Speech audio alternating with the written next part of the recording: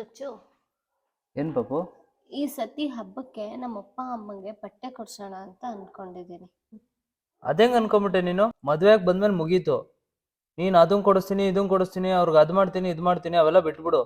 ಅಲ್ಲ, ಪ್ರತಿ ಹಬ್ಬಕ್ಕೂ ಅವರೇ ನಮಗ್ ಬಟ್ಟೆ ಕೊಡಿಸ್ತಾರೆ. ನಾನು ಇಷ್ಟು ವರ್ಷ ಆಯ್ತು, ನಾನು ಯಾವತ್ತಾದ್ರೂ ಏನಾದ್ರು ಕೇಳಿದ್ದೀನ? ಈಗ ನೀನು ಕೊಡಿಸ್ತೀಯ ನಿಮ್ಮ ಅಪ್ಪ ಅಮ್ಮಂಗೆ? ನಾನು ಏನಾದ್ರು ಮಾತಾಡಿದ್ದೀನ? ಹೌದು, ನಮ್ಮ ಫಸ್ಟ್ ಅಪ್ಪ ಟೈಮ್ ಅಮ್ಮಂಗ್ ನಾನು ಕೊಡಿಸ್ತೀನಿ.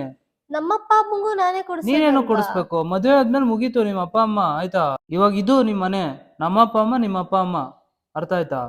ಅದನ್ ಬಿಟ್ಟು ಅವ್ರಿಗೆ ಕೊಡ್ಸೋದಲ್ಲ, ಅವ್ರು ನಿನಗ್ ಕೊಡಿಸ್ಬೇಕು.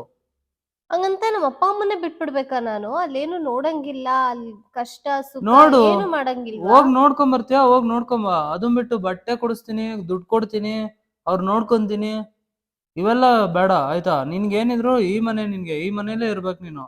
ನಿನ್ ತವ್ರ ಮನೆ ಏನಿದ್ರು ತವ್ರ ಮನೆನೇ ಅದು. ಅವ್ರು ನಮ್ಗೆ ಏನೇ ಕೊಟ್ರು ನಾವ್ ಇಸ್ಕೋಬಹುದು, ಬಟ್ ನಾವ್ ಅವ್ರಿಗೆ ಏನು ಕೊಡಂಗಿಲ್ಲ ಅಲ್ಲ? ಹೌದು, ಅವ್ರ ಮಗ್ಳಿಗ್ ಕೊಡ್ತಾರೆ, ಅವ್ರ ಮಗ್ಳಿಗ್ ಕೊಡ್ಲೇಬೇಕು ಅವರು. ನಾನ್ ಅಪ್ಪ ಮದ್ವೆ ಅಮ್ಮ ಮಾಡ್ಬಿಟ್ಟು ಕೊಡಂಗಿಲ್ಲ. ಇಲ್ಲ ಕೊಡಂಗಿಲ್ಲ. ಮದ್ವೆ ಮಾಡ್ಬಿಟ್ಮೇಲೆ ಮದ್ವೆ ಮಾಡ್ಕೊಂಡ್ ಬಂದಿಲ್ವಾ, ಕೊಡ್ಲೇಬೇಕು ಅವ್ರ ಮಗ್ಳಿಗೆ ಅವರು. ಮದ್ವೆ ಆದ್ಮೇಲೆ ಹೆಣ್ಮಕ್ಳು ಜೀವನ ಇಷ್ಟೇನಾ?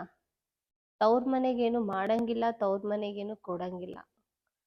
ಹಂಗಾದ್ರೆ ನಮ್ಮ ಅಪ್ಪ ಅಮ್ಮನ್ನೇ ಮರ್ತ್ ಬಿಡ್ಬೇಕು ಅನ್ಸುತ್ತೆ ನಾವು.